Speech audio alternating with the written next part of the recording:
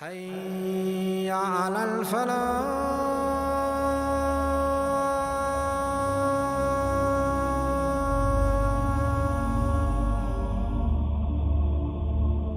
Iblis is a creation of God. Iblis is a jinn. Iblis is, he's made of fire. But where did Iblis come from? And were there the likes of Iblis before? So the Mufassirun have commented. Again, this is based on Israeli riwayat. And what Allah Azza wa Jal did is that He created a whole creation of jinns. They had got taklif. Taklif is that God's now given them a responsibility to recognize Him. So what Allah did is that He sent jinn messengers.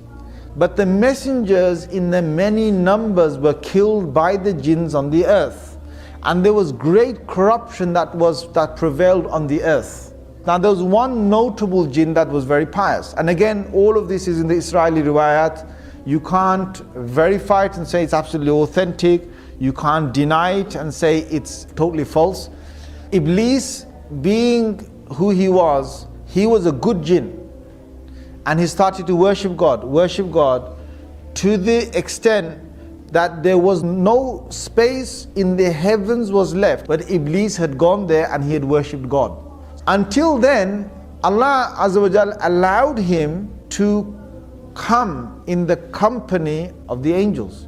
Allah decided that He's going to send the angels down to the earth and to banish the jinns that had causes a lot of corruption on the earth. Iblis volunteered that if he can come with the angels to kill these corrupted jinns on the earth, and Allah Azza wa Jal gave him permission. So he came and they killed a lot of these jinns. They left only a few on the earth. And from these few again the progeny of the jinns would start. Now Iblis returns back. Suddenly Allah reveals to the angels and He says, when your Lord, your provider, when your sustainer said to the angels, I am about to make on the earth a vicegerent, or someone who will take command, second in charge, or someone who will rule again, reign after the last reigning. I'm about to make a Khalifa on the earth. Now when Allah said that, Iblis got really happy. Allah is going to now make a Khalifa perhaps from the jinns. But Allah's decision wasn't that He's going to make a Khalifa or a vicegerent from the jinns. His decision now was that He's going to create this new creation. Now this shocked Iblis. And the story goes that he had already announced to the angels. He said, I'm going to create a man from dirt. And the angels, they were scared and they said, Ya Rab, are you going to create these human beings? We are glorifying you, we're praising you. And in other words, the angels were asking, are you not happy with our worship, Ya Allah? Allah subhanahu wa ta'ala says, you're not going to understand. I know what you don't know, I'll show you, I'll explain to you.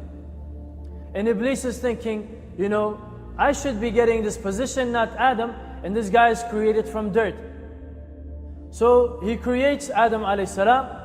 And before he blows the soul into Adam alayhi salam, he forms Adam alayhi salam. And he left his body there. And now Iblis comes up to the body of Adam alayhi salam, and he finds that this body is dark and is made of clay. And Iblis starts hitting the body and it starts making sound. Now he's not yet alive. Iblis finds out that he can flow into the body of Adam alayhi salam. Because Adam alayhi salam is created from earth, and earth is a very dense creation, and Iblis is created from smokeless fire. And so he's like energy, and he can flow in and out of the body of Adam alayhi salam. And when he flows into Adam alayhi salam, he finds out that Adam alayhi salam is made hollow. He's empty inside. And as he's going around Adam alayhi salam, looking at him, his heart starts to develop a feeling. And it's the feeling of jealousy. And as time passes, the body of Adam alayhi salam is drying and coming into his form, and this jealousy starts to grow in the heart of Iblis until it completely takes over his heart. Now Iblis, he doesn't fight against it. He lets it go. And this hasad starts to burn and grow until it completely takes over Iblis. We blew into Adam from our soul, from the ruh. And Adam alayhi salam came to life. And Allah said to the angels, bow down to Adam alayhi salam. All of the angels, Allah subhanahu wa ta'ala says, bow down. They all immediately, right away, they bow down to Adam alayhi salam. In Iblis, he doesn't bow down. And Allah subhanahu wa ta'ala says, "Oh Iblis, why don't you bow down when I commanded you to bow down?" Iblis says, "I'm better than him. You created me from fire, you created him from dirt. I am better than him." Allah subhanahu wa ta'ala says, "Oh Iblis, are you sure about this?" Iblis says, "Yes." So Allah subhanahu wa ta'ala says, "Get down from here. You are indeed cursed, and you have my curse upon you until the end of time." Now Iblis has a chance still. He can still plead with Allah subhanahu wa ta'ala. He says, "Ya Allah, give me one dua, just one dua." Allah subhanahu wa ta'ala says, "Ask." He says, "I want you to give me time and let me live until the end of time too. And I want you to give me power over Adam.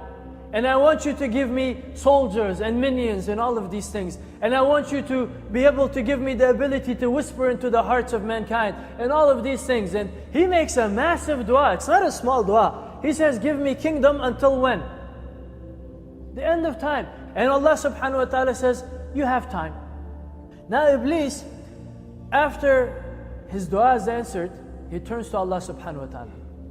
He says, "I swear by your honor."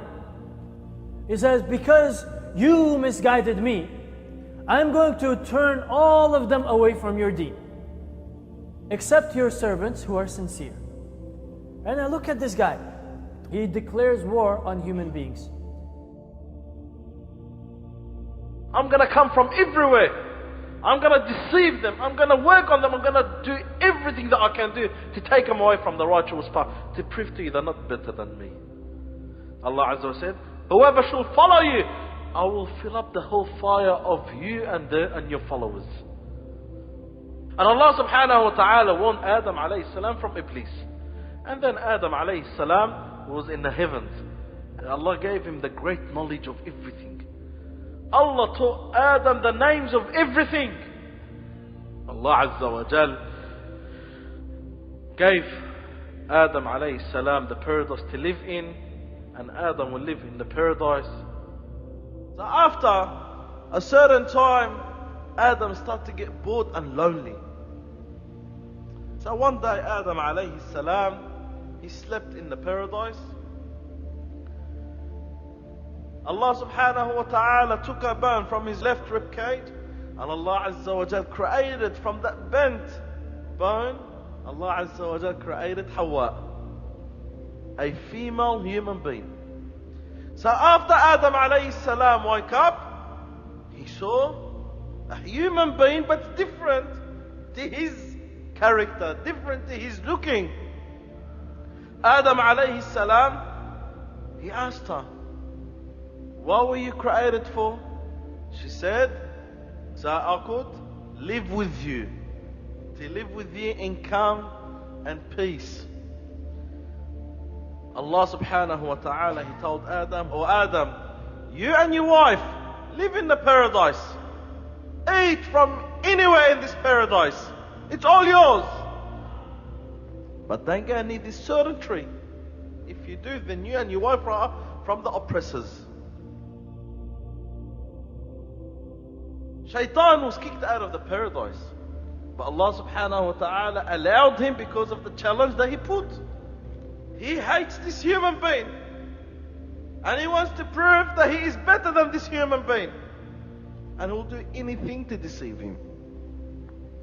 Shaitan will come to Adam, "Oh Adam, why don't you eat from this tree?" Adam will refuse. "A'udhu billah, my Lord had ordered me not to go near it. Go away." And again, Iblis will try and attempt again and again and try and deceive Adam to eat from that tree. And Adam refused. "A'udhu billah, no way I'll eat from this tree. Allah had ordered me not to go near it." So Iblis realized that it's very hard to deceive Adam. So what did he do? He went to Hawa and he started to tell Hawa, "Eat from it." So maybe Hawa he said, "No way, A'udhu billah, Allah Azza wa Jal told us not to eat from it."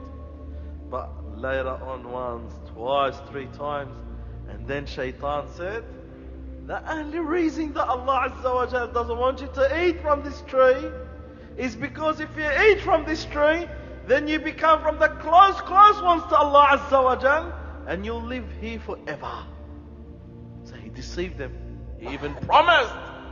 He made a promise that I'm only a good, peaceful advisor. So Hawa started to put pressure on Adam. Let's eat from this tree. And if we eat from this tree, we might end up being angels.